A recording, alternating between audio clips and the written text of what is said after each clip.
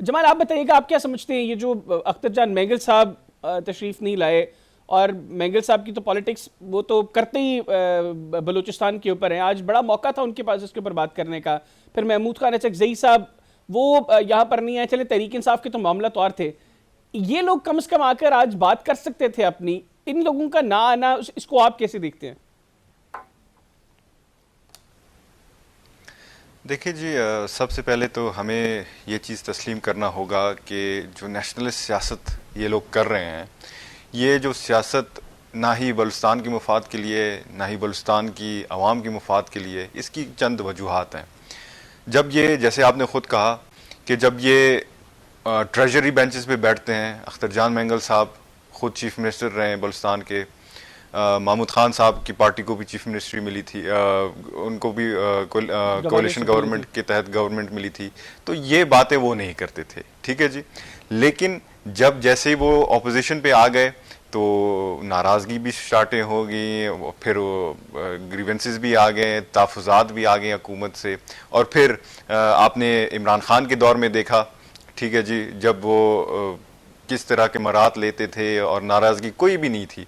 तो ये बात वाजे करनी चाहिए कि ये किस तहत की सियासत कर रहे हैं। हम फेडरेशन की सियासत करते हैं, हम आवाम की सियासत करते हैं, और मैं इन पे हैरान हूँ और मुझे बहुत अफसोस भी हुआ, एक सियासतदान की हैसियत से नहीं बल्कि एक बलूचिस्तान के नौजवान की हैसियत से मुझे अफसोस इस बात पे हुई कि जब रियासत आपको कह रहा है कि ये फ्लोर आपका, ये माइक आपका, ये प्लेटफॉर्म आपका जो कि आप मांग रहे थे, ठीक है, पहले शायद हमारे पास टाइम नहीं था या हमने संजीदा नहीं लिया, लेकिन अभी हम चाहते हैं कि आप आए, बोलें, हम आपको सुनना चाहते हैं।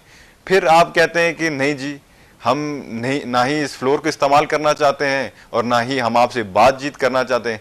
वजह सिर्फ ये है कि हम जो हैं अपने जो ज़ाती मफाद है हम उसको बालातर समझते हैं। तो मैं समझता हूँ ऐसी सियासत कतन नहीं करनी चाहिए, हमें लोगों को बेवकूफ़ भी नहीं बनाना चाहिए। बलूचिस्तान के लोग जान चुके हैं कि असली सियासत कौन करता है, कौन किसने कितनी कुर्बानी दी है।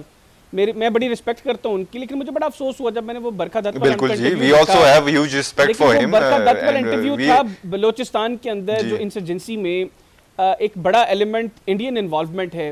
अख्तर जान मेंगल साहब ने हर चीज़ डिस्कस की, उसमें हर चीज़ में उन्होंने एस्टैब्लिशमेंट को कसूरवार करार दिया, उन्होंने रियासत को कसूरवार करार दिया। उन्होंने एक मिनट भी बलूचिस्तान के मसाइल में जो इस वक्त भारत का रूल है उसके ऊपर उन्होंने क्रिटिसिज्म नहीं की। मुझे बड़ा अफसोस हुआ उस इंटरव्यू के बाद। देखिए जी, यही मसला है बलूचिस्तान का कि हम सच नहीं बोलते। हमें पता है कि सच क्या है। हम ये जो दहशतगर्दी है ये पिछले कई दहाइयों से चलता आ रहा है, और इसकी एक वजह है कि ये जो जख्म है ये क्यों नहीं भर रहे। वजह यह है कि हम शाखें काट रहे हैं, ठीक है जी। हमने अभी तक जड़ों पे वार ही नहीं की, और हमें पता है कि जड़ों किधर है, अफगानिस्तान में है, इंडिया की इन्वॉल्वमेंट है। एक छोटा सा मिसाल देता हूँ आपको। 29 जुलाई 2011 को मेरा 13 साला भाई हकमल रहसानी शहीद किया जाता है, जो कि एक जो फुटबॉल मैच में मदऊ किया जाता है, फिर उसे दहशतगर्द शहीद करते हैं, ठीक है जी। अगले दिन न्यूज़ में आता है, द नेशन एक न्यूज़पेपर है, उसका शायद आपने भी सुना होगा, उसमें बाकायदा लिखा जाता है कि Akmal Rehsani's assassination linked with रॉ। फिर उधर लिखा जाता है कि रॉ जो है BLA BLF जैसे तंजीमों को फंड करता है कि ये बलूचिस्तान की अमन को सबूताज करें।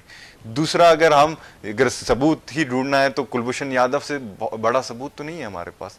हम ये कतन रूल आउट नहीं कर सकते कि थर्ड जो फैक्टर इन्वॉल्वमेंट बलूचिस्तान में है, जो डालते हैं वो क्यों इन चीजों को क्यों डिस्कस नहीं करते, इनके ऊपर क्यों बात नहीं करते? देखिए जी, अख्तर मेंगल साहब को अभी I have huge respect for him, बुजुर्ग हैं हमारे, लेकिन हर चीज रियासत पे डालने का नहीं होता, ठीक है जी। हमारे अपने भी इश्यूज हैं, ठीक है जी। तालीम का हमारा इशू है। हम अब अगर कहें कि रियासत का इशू है, एस्टैब्लिशमेंट हमें तालीम नहीं दे रहा, ये भी गलत है। पंजाब का, हम अगर पंजाब को ब्लेम कर रहे हैं, हर हमारा वजीर आला बलोच रहा है, हर हमारा गवर्नर पठान रहा है, फंड हमें वफाक से आ रही है, आगाज हकूक बलूचिस्तान हमें मिला, NFC अवार्ड हमें मिला, 18वीं तरमीम के तहत हमारे जो जितने भी साइल और वसाइल के ऊपर बलूचिस्तान का हक है वो तस्लीम किया गया। तो हम और क्या चाहते हैं? ठीक है जी, इसमें हमारी गलतियां हैं, हम ब्लेमिंग छोड़ें और आए मिलकर इसका इशू का हल निकालें। अख्तर मेंगल साहब, मैं समझता हूं, is the part of the problem, not part of the solution, even though we want him to be part of the solution, but he chooses not to be part of the solution. ठीक हो गया।